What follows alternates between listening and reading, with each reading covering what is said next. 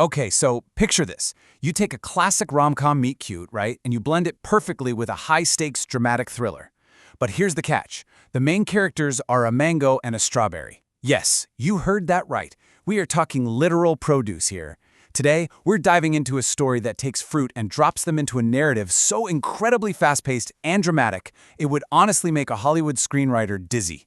We're going to see exactly how this short film hooks you in, establishes its characters, and then completely flips its genre totally upside down in just a matter of minutes. Let's get into it. So, it all starts with one fundamental question. What happens when a mango and a strawberry fall in love?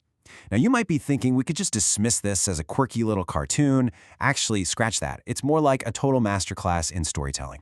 We're treating this fruity journey with absolute 100% dramatic sincerity today.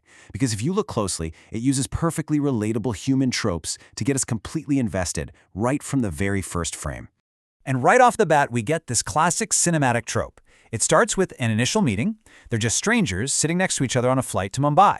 Strawberry is super nervous about her new job, and our mango, Mr. Aam, sweetly reassures her. It's charming, it's relatable. But then they get to the office. Everyone gathers to meet the big new boss. And who walks through the door? Mr. Aam. The random guy from the plane is actually her new boss. It's the absolute perfect coincidence. It instantly cranks up the emotional stakes and makes their whole dynamic way more complicated. Now, we've got to talk about the pacing because it is relentlessly fast.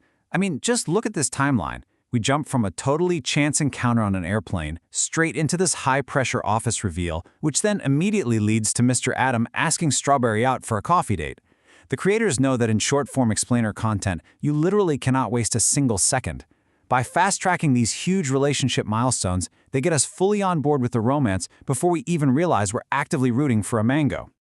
But what really seals the deal is the dialogue here. When Mr. Agam asks her out for that coffee, Strawberry hits him with this incredibly smooth line. She says, "If the company is good, everything is liked." I mean, wow. It's charming, it's confident, and it perfectly anchors their whole romance. This right here is the emotional peak of the first act. We're feeling warm and fuzzy, and everything seems perfectly set up for a cute, standard workplace rom-com. But you know how stories work. When everything's going this perfectly, you just know a massive drop is coming.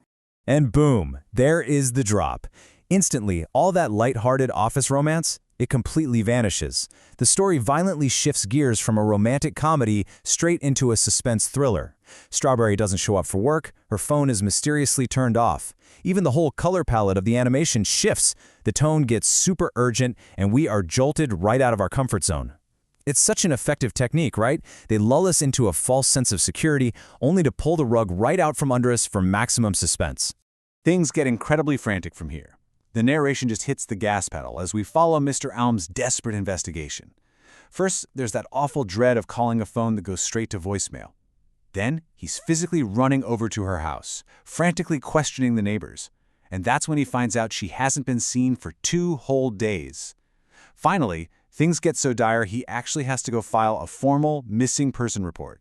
It's this intense, step-by-step search that perfectly mimics the exact beats of a classic Hollywood kidnapping thriller. So the tension is absolutely peaking.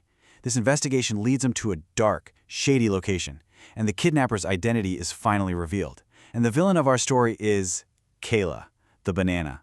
Because honestly, what is more sinister than a jealous banana? But all jokes aside, every good thriller needs a really compelling motive, and Kela's motive is as old as time itself, sheer toxic jealousy. He saw Strawberry, he wanted to possess her, and he literally took her by force. It actually introduces a surprisingly dark theme into this fruit cartoon. It's this whole clash between toxic possession and genuine affection. Which brings us right to the ultimate dramatic climax. Our hero, Adam, doesn't just physically confront Kela, he confronts him morally. He drops this absolute mic drop of a declaration: love cannot be forced. It's the entire core message of the story wrapped up in one line. It perfectly contrasts Adam's very respectful courtship with Kela's violent, unhinged obsession. It's this bold, undeniable moral stance delivered right at the peak of the action, so we know exactly who is in the right. Following that powerful declaration, we get the huge, action-packed resolution. Kela is completely outmaneuvered. He's totally surrounded by Ajam and the authorities, and he is defeated. The rescue is swift and completely decisive. Ajam dramatically rushes over to Strawberry to make sure she's okay, and then he delivers this ultimate heroic vow. He promises to never, ever let anything harm her again. All that awful tension that built up during the missing person sequence, it just evaporates. It is a deeply, deeply satisfying payoff. The threat is gone, and the hero has saved the day. But wait, the story doesn't just end with a simple rescue. Oh no! It resolves with the ultimate blink-and-you-miss-it Bollywood ending. There's no long, drawn-out engagement here. In literally the exact same breath as the rescue, they are essentially declared husband and wife, instantly. They just exchange these lifelong vows right then and there on the spot, promising to stand by each other in happiness and in hardship. It is a hyper-condensed happily ever after that wraps up this totally wild, genre-bending ride with a neat little romantic bow in a matter of seconds. And that, my friends, brings us to the end of our explainer. I want to mirror the original short's call to action and leave you with this final thought. What fascinating, totally dramatic, or just downright unexpected story should we explain next? There is just so much incredible narrative structure hiding out there in the most surprising places, and I absolutely cannot wait to break the next one down for you. Thanks so much for joining me on this wild ride today, and I'll catch you in the next explainer.